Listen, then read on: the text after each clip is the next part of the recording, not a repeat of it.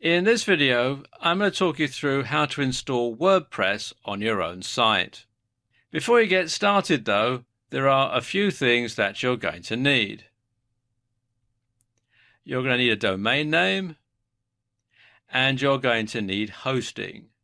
When looking for hosting, you're going to need a hosting provider that provides PHP and a MySQL database. Now, most hosting companies, most paid-for hosting companies these days will provide both as a matter of course. Some of the free hosting companies, or if you have a broadband package that includes a certain amount of web space, they might not include PHP and MySQL databases, but most paid-for hosting companies these days do include these. Now, in this video, we're going to be installing WordPress from the control panel. And the most popular type of control panel is cPanel. And that's what we're going to be using for this demonstration. With cPanel, a lot of companies provide a couple of add-ons. One is Fantastico, and the other is Softalicious. And these are packages of free open source software that you can install with just a few clicks, and they generally come bundled with cPanel, one or the other. So you need to check and see what your hosting company provides before you actually take out the hosting and try to install WordPress on the server. Now let me just talk you through the procedure. Okay, now I've logged into my control panel, and this particular hosting account uses cPanel. If you have a cPanel hosting account, then you might find that your version of cPanel looks a little different from this. They do vary depending on which package your hosting company has. Now, I'm going to scroll down to the bottom here, because this particular hosting package comes with Softalicious. The most popular types of add-ons that come with cPanel are either Fantastico or Softalicious.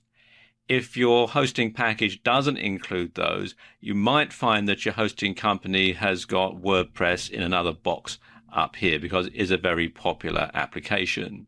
If you don't have that, if you need to install it manually, don't worry, I'll cover how you do that in the next video. But fortunately, my hosting package does include Softalicious, which does include WordPress. So I'm going to click here on WordPress. Now, because this is Softalicious, it's taking me through to the Softalicious installation page, or the page to install WordPress from Softalicious, rather. And if you're installing from Fantastico, or if you're installing directly from cPanel, then it might look a little bit different, but the general principles are going to be the same. So you need to come over here and click on the tab that says Install. And you can see all the information to set the site up. You can choose your protocol, either HTTP or HTTPS if you have a SSL.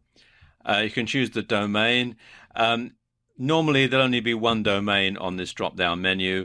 If you have a subdomain attached to your account, it'll give you the opportunity to install it in the subdomain or the add-on domain. Then you have the directory you want it installed in. By default, this will set it up as WP. If you're going to have it on the main part of your website, if you're going to have it on the main part of your domain, then you want to leave this blank. So let's just delete that. Let's just scroll down a bit further. And you've got the table prefix in the database, and the site name and the site description, and you can enable multi-site. I'm actually going to leave all this at the default settings for this demonstration. Let's just scroll down a bit further. Then you can set up your admin username and password, and then the admin email. By default, it will set it up as admin at whatever the domain is. And it's a good idea to change this actually, because spammers know that this is the default email address, and so you might find yourself getting a lot of spam emails if you leave this at the default settings.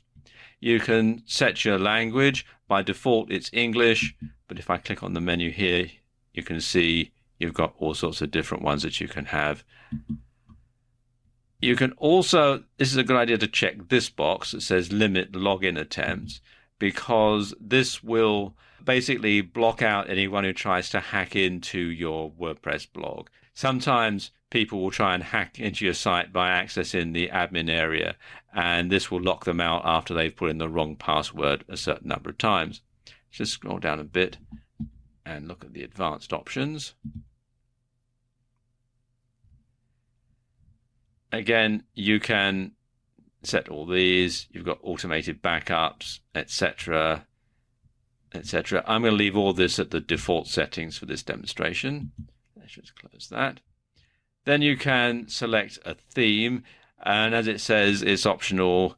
If not selected, the default theme will be installed. I'm going to leave all this at the default settings. So then you just simply click here where it says install. Of course, let me go back up here again. You'll want to change this first. You don't want to leave particularly the password at the default settings, because then anybody can hack in. Let's just pause the video while I do that. Okay, I've changed all that. You can see I've given the site a name and a description, and I've changed the admin password. If you click here on this little gold key, it will generate a random password, which you can see from this is actually very strong. If you decide to do this, then what you should do is copy and paste this into a text file in Notepad or something similar, and then save it to your computer's hard drive and perhaps print it out just so you have a written record of it somewhere. I've also changed the admin email, so all I have to do now is go down to the bottom and click here on install. You can also have these details emailed to another email address if you want. Let's just click here and get it installed.